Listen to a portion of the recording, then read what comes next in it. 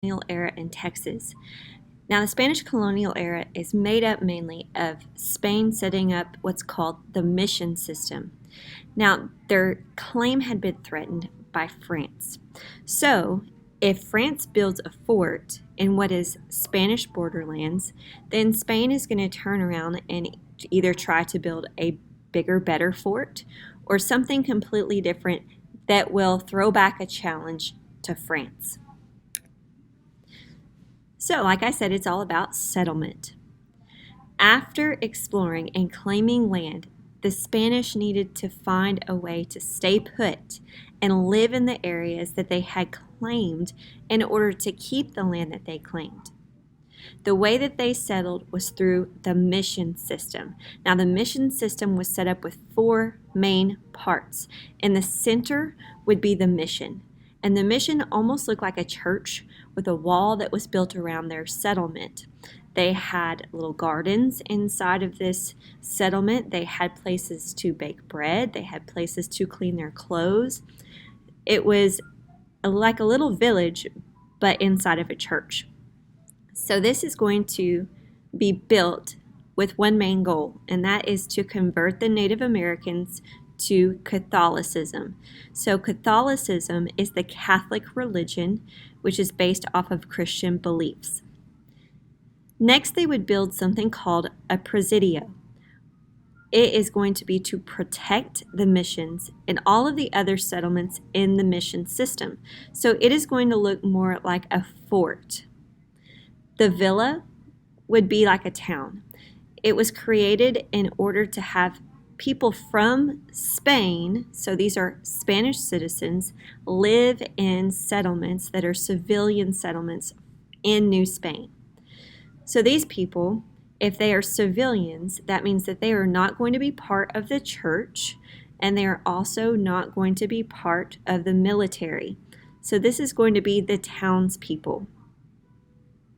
A rancho is going to be a ranch. A rancho will be set up in order to raise cattle and mustangs, and this is going to be a resource for the crown, because what you can do with the cattle and the mustangs that you raise is you can sell them. So they're going to make money off of these. You can also use the cattle in order to provide food for your settlements.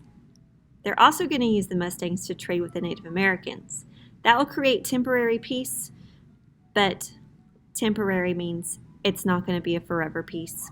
Some things will go down, peace will be broken. Motivation. So why settle in Texas? And the reasons why are going to be very closely linked to the 3 G's. So the God goal is going to be that Spain's national religion was Catholicism, which is a Christian religion. And part of that is to go and spread Christianity into the world. So when new lands opened up and new peoples were discovered, this meant that those new people could be possible converts to Catholicism. So missionaries were sent to do their work. The mission's main goal is to convert the Native Americans to Catholicism. So missions were set up for missionary work. The next goal is the gold goal. So these new lands mean that there are new resources to trade as well as sell, and more land to use to gain wealth through agriculture, and also just the concept of the crown owning land. The more land that you own, the more wealth that represents. The ranchos and the villas will help to serve this purpose.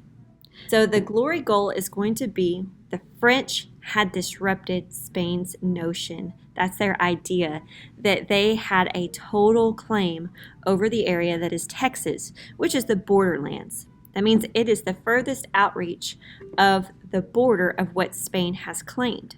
So in order to maintain status or glory in the way of owning this land and saying, hey, we went and we explored it, and they put a flag on it and said it's ours, Spain is going to be forced to strengthen their claim, because the French kind of tiptoed that line whenever La Salle set up Fort St. Louis in that land. So to strengthen the claim in the borderlands, that's the number 1 goal there in that glory goal. The easiest way to strengthen their land claim was to populate the borderlands. That means they have to get people to live in Texas. So Presidios and all of the other settlements in the mission system will help fulfill this purpose. The Presidios specifically because they will protect these lands. So they will be set up as a fortress in order to defend. So defend against attacks from Native Americans and also defend just in case France decides to invade and take the land that they have claimed. So the mission system, let's go ahead and just repeat it again. The missions were Spanish communities meant to house padres, friars, and the Native Americans who were converted to Catholicism. Now, the padres and the friars were the religious leaders. The mission served as missionary outposts. The presidios, those were Spanish military bases. They were meant to house Spanish soldiers who were to guard the missions and the villas.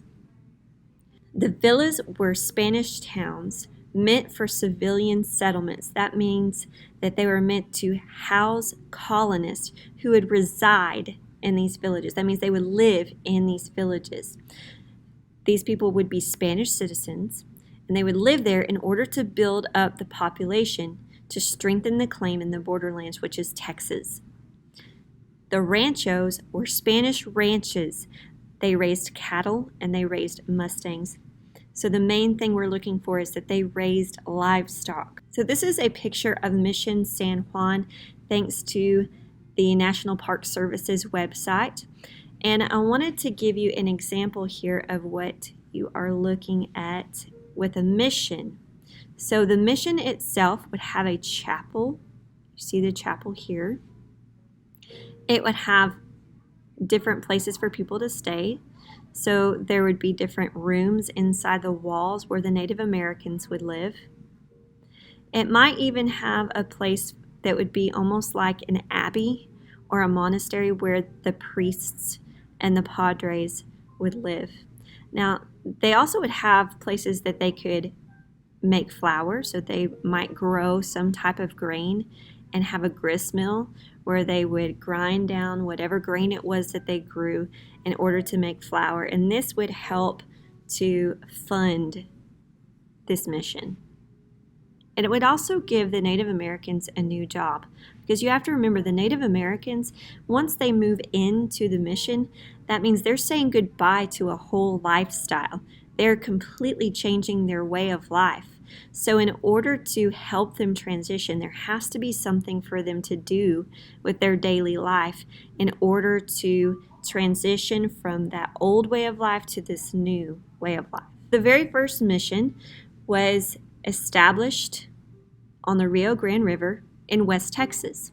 It was called the Corpus Christi de la Isleta, or the Isleta Mission. The mission is where present-day El Paso is located. It is actually one of the most successful missions.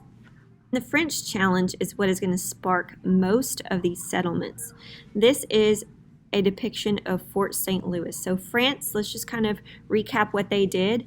France challenged Spain's control in the borderlands in 1682 whenever La Salle, his full name is really long, René Robert Cavalier Sieur de La Salle. So La Salle canoed down the Mississippi River and he claimed all of the land drained by the Mississippi River for France.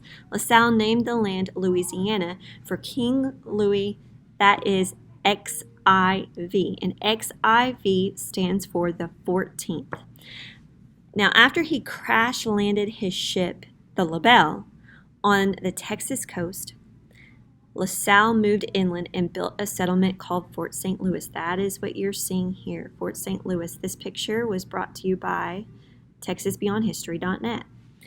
He named the fort after, again, King Louis XIV, or King Louis XIV.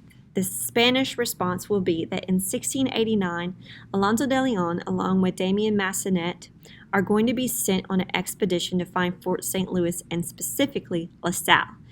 Now, Alonso de Leon was the Spanish viceroy. That is a governor. So he has a position of leadership. Now, the expedition found a few people, a few survivors, and what was left of the fort. but there was not much because they had been constantly attacked by Native Americans, so the Karankawa, the Cohuitecan, mainly the Karankawa. They encountered the Hasinai, which are the Caddo, who greeted them as Tejas, or friends. Now, at first, they're going to believe that the word Tejas is the name for the Caddo people, but eventually they're going to understand, oh, that means friends. They're trying to trade with us. They want to be our friends. The East Texas missions. This is the San Francisco de las Tejas, and there's going to be two different parts of this mission because part one is where they go set up. It will fail. That's 1690 to 1693. They try for 3 years. They're going to leave it alone, and then they're going to try again in 1716, and then a year later they're going to be forced to move out and move the whole mission to South Texas, to the San Antonio area. So anyway, in response to the French challenge, Spain set up a mission in East Texas. The San Francisco de las Tejas is set up on the Neches River. In 1690, Alonso de Leon, Father Massanet, and a few priests and about 100 soldiers, they set out to colonize East Texas with this mission. These missions will fail, though, because of Native American attacks, crop failures, and illness. So people will just get sick. And if you can't keep a population growing in a place, then that means it's going to be a failure. That's the point, is to populate this area. So if they cannot populate the area, it is considered a failure. So Spain, because of these failures, is going to say, let's just get out of there. And they ignored East Texas for 20 years. Now, part two to this, that's that 1716 to 1717. A guy named Father Francisco Hidalgo is going to want to return to East Texas. He was one of those that they had to give up because there was a failure. So in 1716, he is going to try to go back to East Texas and settle this San Francisco de las Tejas again under a new name. Now, Father Hidalgo is going to try a new plan. This is where he's different, and this is how he's actually more successful than the first tribe. And that is because he asks for help. He is going to contact, it means write a letter, to Cadillac. That is the governor of French Louisiana, and he is going to ask for the French governor to collaborate, that means work together with him in building a trading post. He will work with the enemy in order to try to change the lives of these people. Now, he goes about it a different way. You know that the Caddo are a trading people. So his first goal is not to build a mission. His first goal is to build a trading post. This is going to reach those Caddo in a way that the previous mission was not able to do. So they built a trading post in 1713, and that is going to end up being the city of Natchitoches, Louisiana, today. So Hidalgo is going to establish the mission. It'll be called the Nuestro Padre San Francisco de las Tejas. The villa will be the Nuestra Señora de Guadalupe de los Nacogdoches. So that's whenever Nacogdoches, the town, will begin. That's the beginning of it. The Presidio will be in the Nuestra Señora Dolores de los Tejas. And Spain is going to take all of that and say, no, let's move it to San Antonio. Now, could it have been successful? It could have been, but they really did have some struggles that they were dealing with. All right, so the Royal Road, let's go ahead and stop for a minute. The Royal Road is the next step in this plan to populate the borderlands. People have to have a way to get to the borderlands. So they built a road called the Royal Road, or the El Camino Real. As Spain established settlements in their borderlands, they understood they needed to connect the missions together and also other villas, other settlements, in order to really get people to populate the area. The El Camino Real is that Royal Road. And it was a road that led from the East Texas missions to the Southern Rio Grande settlement, which is like the San Antonio missions, and then eventually connected most of the missions to Mexico City. Location is everything to be successful. And San Antonio is going to be a perfect place for missions and presidios. Now, a successful civilian settlement was necessary for any possible missions to be set up and for the presidios to exist. That means you had to have people, a population, before you even get started with the building. So in 1731, 15 families from the Canary Islands came to Texas to settle in the town of San Antonio. Now, San Antonio was established, but the East Texas missions were moved from East Texas to San Antonio. So those people that were populating East Texas will move to South Texas to San Antonio. So this population from the Canary Islands was a different colony that is going to add to that population. Now, these missions in San Antonio will become very prosperous. That means they will be very successful. And the Spanish presence in West, East, and South Texas will have been established. The San Antonio and South Texas missions, this on the side, this is the San Fernando de Bejar. It's a mission and all the other parts of the mission put together around it. So this is the picture that you're looking at. So in 1718, let's just kind of go backwards a little bit. 1718, the San Antonio town is going to be established whenever a guy named Martin de Alarcon is going to start gathering colonists to settle on the San Antonio River. The mission that was built was called the San Antonio de Valero. The Presidio was called the San Antonio de Bejar. The villa was called the Villa de Bejar. Now, right outside of the town of San Antonio, on the way to what was called the South Texas missions, where you have Mission Concepcion and you have Mission San Juan and Mission San Jose, there's going to be the San Fernando de Bejar. So the Presidio will be on that road that's going to be a Presidio. Remember, they protect. So being on a road and being a method of protection is a big deal. While things were happening, all these different settlements were settling in. They were doing their thing, trying to be successful. 7 French soldiers from the trading post town of Natchitoches, Louisiana, will attack a place called Los Tejas. And there's a church and a Presidio there. Now the French quickly rode through on horseback through the mission and began to steal livestock, particularly chickens. Now the French lieutenant that was in command was thrown from his horse when a chicken flapped about in his face and attacked him. So when news spread of this incident, people called it the Chicken War.